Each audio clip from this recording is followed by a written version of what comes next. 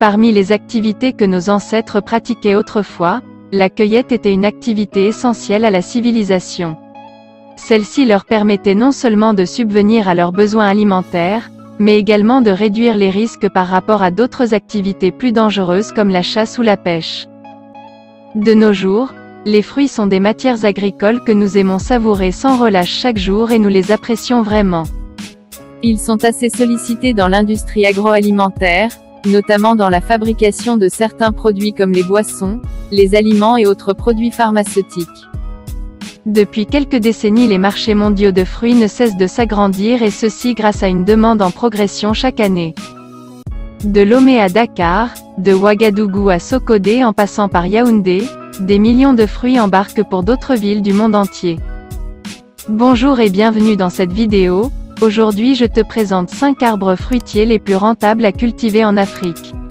Ils sont tous vendus sur nos places de marché local en Afrique, mais tu feras plus de bonnes affaires si tu te lançais dans le commerce international, c'est-à-dire leurs exportations.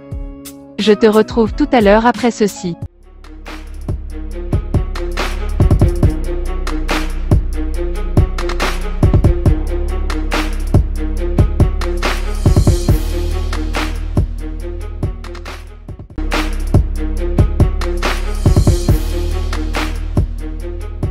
Commençons avec la mangue.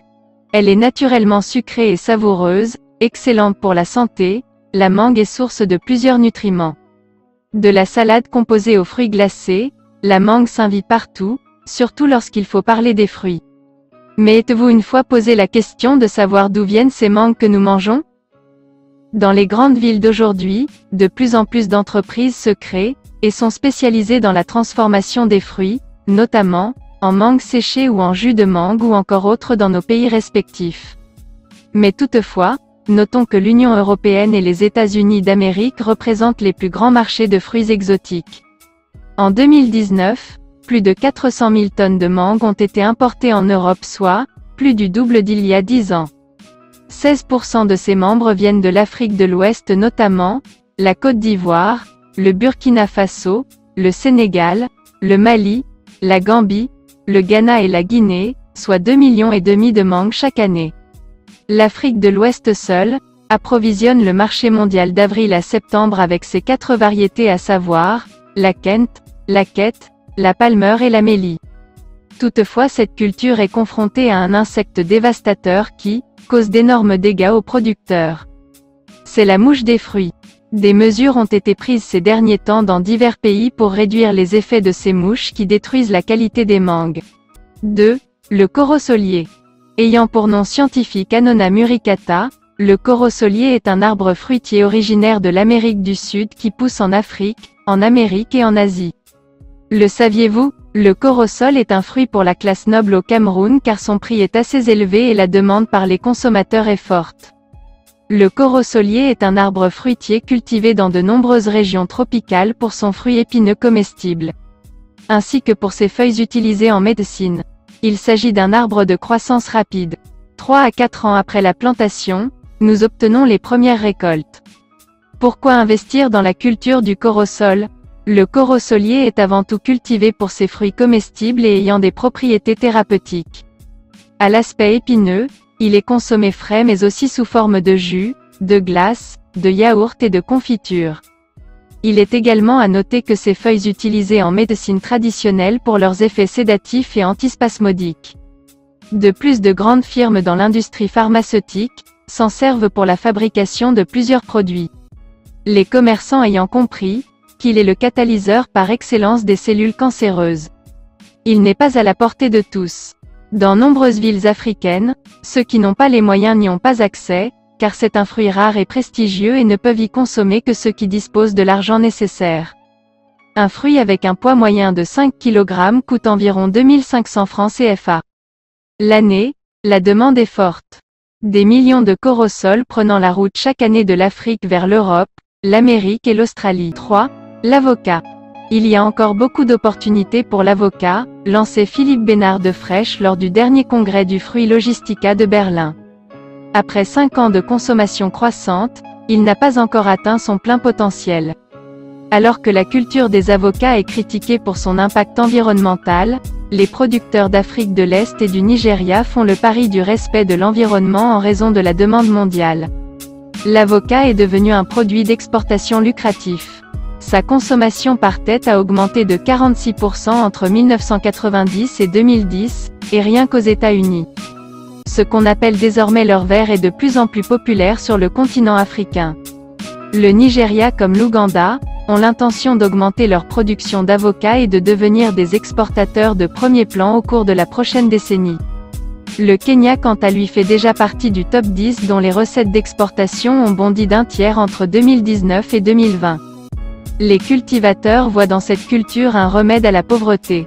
Dans les zones rurales, le marché asiatique est aussi en croissance. Il représente 7% des importations. Le marché pourrait aussi progresser au Moyen-Orient et en Afrique suivant cet engouement.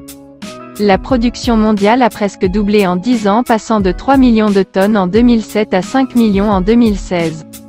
Les échanges se sont aussi accentués avec aujourd'hui plus de 2 millions de tonnes exportées chaque année à travers le monde. Cette explosion a d'abord profité au Mexique, premier pays producteur d'avocats au monde qui concentre à lui seul un tiers de la production mondiale, soit 1,7 million de tonnes en 2017. L'Europe est devenue une plaque tournante pour l'avocat car elle est la deuxième région importatrice d'avocats après l'Amérique du Nord, avec le tiers des volumes échangés soit 600 000 tonnes. L'avocat est le sixième fruit importé en Europe. Mais, le troisième en valeur après la banane et le raisin de table. Le premier pays consommateur est la France avec 145 000 tonnes d'avocats importés chaque année. La Grande-Bretagne arrive en deuxième avec 120 000 tonnes. L'Allemagne, les Pays-Bas, l'Espagne consomment chacun près de 50 000 tonnes d'avocats. La papaye est un fruit exotique qui a connu un grand essor sur le marché européen au début des années 2000. Cependant, ce fruit a vu sa croissance s'essouffler à partir de 2005, perdant même du terrain tout au long de la dernière décennie. Toutefois, cet essoufflement lié notamment à une qualité mal maîtrisée du produit semble enfin s'interrompre, mais la reprise observée depuis 2013 sera-t-elle durable ? Avec plus de 12 millions de tonnes en 2013 selon la FAO, la production mondiale de papaye est principalement concentrée en Asie s'élevant à 50%, sur le continent américain 36% et en Afrique 13%. La consommation locale reste le principal débouché et les exportations mondiales à hauteur de 300 000 tonnes en 2014, sont menées principalement par les pays latino-américains. Le Mexique est le principal exportateur mondial à hauteur de 33% des volumes, suivi du Brésil 18%. La demande pour ce fruit est quelque peu en retard pour bon nombre de pays européens, mais l'engouement pour ce fruit augmente sans cesse.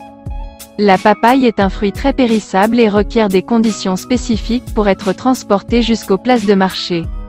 Le manque de capacité au niveau du transport aérien, dû à la récente situation sanitaire, a eu un impact majeur sur l'offre et le prix des papayes, qui sont nettement plus chers que les années passées.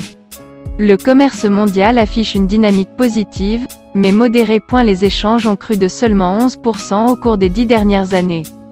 Un marché encore modeste et en légère croissance. Toutefois, malgré les récentes difficultés auxquelles est confronté le secteur pour l'exportation, le marché local n'est pas à négliger.